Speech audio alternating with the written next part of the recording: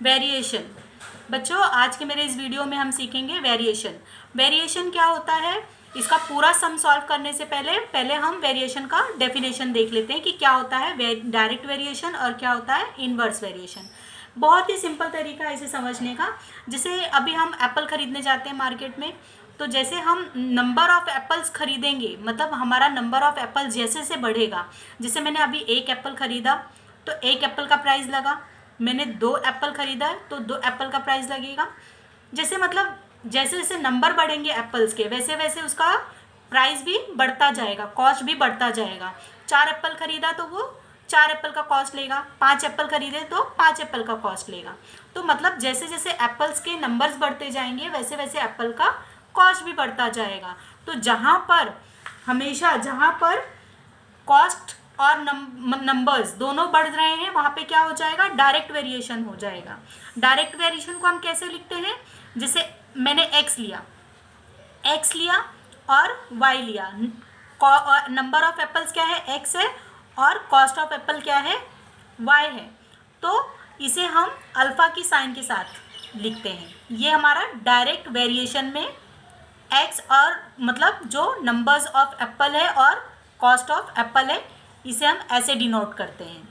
अब inverse variation क्या होता है, इन्वर्स वेरिएशन का मतलब होता है, जैसे अभी सपोज कर एग्जांपल लेते हैं कि एक बिल्डिंग बन रही है, वहाँ पर कुछ एम्प्लॉयज़ को हमने हायर किया है जो मतलब काम देख रहे हैं। तो जैसे जैसे एम्प्लॉयज़ को हमने ज़्यादा से ज़्यादा एम्प्लॉयज़ हमने रख लिया तो क्या होगा, हमारा काम कैसे पूरा होगा, कम दिनों में पूरा हो जाएगा। मतलब जितने ज़्यादा एम्प्लॉयज़ होंगे उतने ही जल्दी हमारा काम ख़त्म हो जाएगा। तो नंबर ऑफ़ एम्प्लॉयज़ हम इंक्रीज़ करेंगे तो काम को कंप्लीट करने के डेज़ क्या हो जाएंगे, हमारे डिक्रीज़ हो जाएंगे, मतलब कम हो जाएंगे। तो वो उसको हम क्या कहते हैं, इन्वर्स वेरिएशन। अभी इन्वर्स वेरिएशन को हम कैसे डिनोट करते हैं, हमने x लिया और हमारा डेज जो है, जो दिन है, वो क्या है, y है, उसको हम किस में लिखते हैं, अपॉन में लिखते हैं, x अल्फ़ा 1/y। ये इन्वर्स वेरिएशन का फॉर्मूला है। जब भी हम डायरेक्ट वेरिएशन करते हैं तो ये फॉर्मूले से करते हैं, और इन्वर्स वेरिएशन करते हैं तो ये फॉर्मूले से करते हैं। इसे जब भी हम सॉल्व करेंगे सम्स को तो बहुत ही अच्छे से ध्यान में रखना है, जिससे कि हमें डायरेक्ट वेरिएशन और इन्वर्स वेरिएशन को सॉल्व करने में ईजी हो। अभी जैसे एक एग्जांपल लेते हैं कि मैंने सपोज कर एक टैंक लिया है जिसमें मुझे टैंक में पानी भरना है। अगर टैंक में पानी भरना है तो मैंने क्या किया, एक पाइप की जगह पे 2 पाइप ले लिया, तो हमारा टैंक जल्दी भरने लग गया। लेकिन फिर भी हमें लग रहा है कि टैंक भरने में और लेट हो रहा है, तो क्या करेंगे, हम 3, 4, 5 ऐसे अलग अलग पाइप को और ले लेंगे। तो क्या होगा, हमारा टैंक जल्दी भर जाएगा, मतलब कम टाइम में भर जाएगा। तो जैसे जैसे हमने नंबर ऑफ पाइप्स इंक्रीज़ किया, हमारा टैंक भरने में उतना ही कम टाइम लगा। तो इसका मतलब क्या हो गया, ये इन्वर्स वेरिएशन हो गया।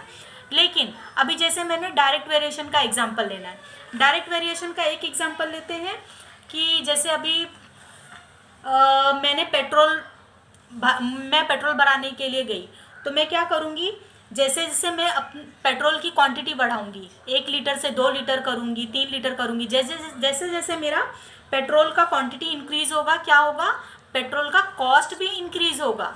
तो मतलब जब दोनों इंक्रीज़ हो रहा होता है तो उसे हम क्या कहते हैं, डायरेक्ट वेरिएशन कहते हैं। डायरेक्ट वेरिएशन मतलब जैसे जैसे हमारा क्वांटिटी बढ़ता है वैसे वैसे हमारा उसका कॉस्ट भी बढ़ता है। और इन्वर्स वेरिएशन में क्या होता है, जैसे जैसे नंबर्स बढ़ते हैं वैसे वैसे डेज या फिर टाइम क्या हो जाता है, हमारा कम हो जाता है, डिक्रीज़ हो जाता है। तो कभी भी वेरिएशन सॉल्व करने से पहले हमें डायरेक्ट वेरिएशन और इन्वर्स वेरिएशन को बहुत अच्छे से समझ लेना ज़रूरी है। होप बच्चों आपको अच्छे से समझ में आ गया होगा। फिर मेरे अगले वीडियो में हम डायरेक्ट वेरिएशन और इन्वर्स वेरिएशन को कैसे सम्स को सॉल्व करते हैं वो सीखेंगे। Thank you. अगर आपने मेरे चैनल को सब्सक्राइब नहीं किया तो प्लीज़ बच्चों मेरे चैनल पे जाओ, सब्सक्राइब करो, जिससे मैं आप तक बहुत इजी वीडियो कर सकूं। और आपको कोई भी सम या कुछ भी समझ में नहीं आता है तो आप मेरे चैनल पे जाके कमेंट कर सकते हैं, और आप मुझे कोई भी सम जो भी आपको नहीं आता है वो बताइए, मैं ज़रूर आपकी हेल्प करूँगी। Thank you.